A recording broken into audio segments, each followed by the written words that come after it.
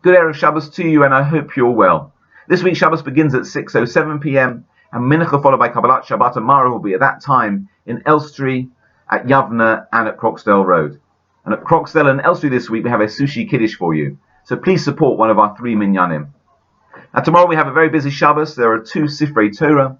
The Seder is Shemini. It's also Parshas Para and Shabbos Mevarachim. For the early birds, Hashkama at Croxdale is at the slightly earlier time of 7:45 a.m. Shachris in the main shul at Croxdale is at also slightly earlier time of 9:15 a.m., which will be followed at 11:15 by J-Live. We have a choice of 3 fascinating speakers. We have Rabbi Dober Cowan of the JLE, we have Gila Cohen in conversation with Ben Rose of the BES Eco Group, and we have Stefano Canelli, a PhD student, who will be speaking about Eruvin. And that will all be followed at 12 o'clock by a Chulant Kiddush. Shachris at Yavne tomorrow is at 9:30, which is followed by a community lunch, which is actually sold out. Youth discussion at Yavne is at 10:30, with a discussion with Nechama and Dovi, followed by Musaf and a cupcake and cookie kiddush.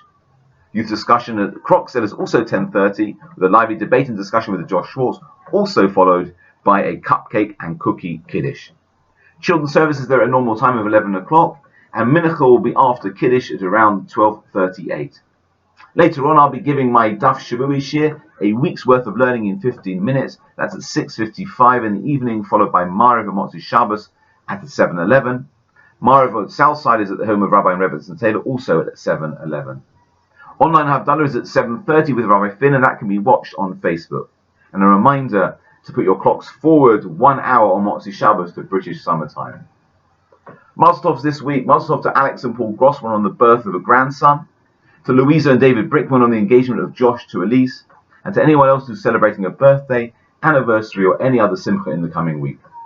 Thank you to everyone who's sponsored, volunteered, donated, set up events, and taking part in activities both virtually and in person to help us keep connected as a community. We wish Refuah Shalema a full and speedy recovery to anybody who's unwell.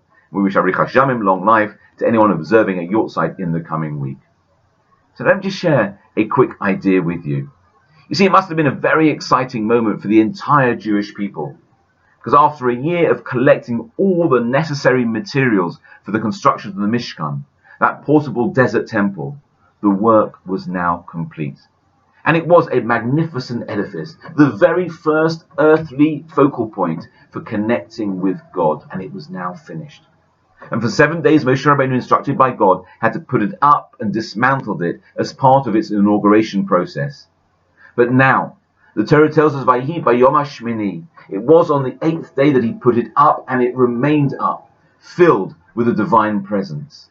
Now just imagine witnessing that moment, being there as that great project was finally completed, and actually having been part of it. Now the only thing we can compare it to would be to seeing a new shul being built. Imagine the excitement and enthusiasm we'd feel as it opens its doors for the first time.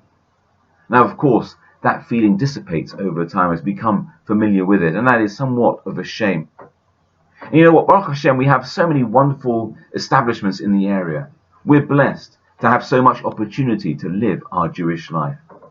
But wouldn't it be great if even just for once a week, on Shabbat, we filled our own shuls?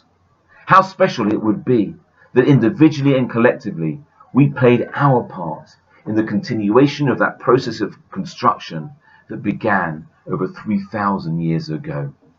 Have a great Shabbos.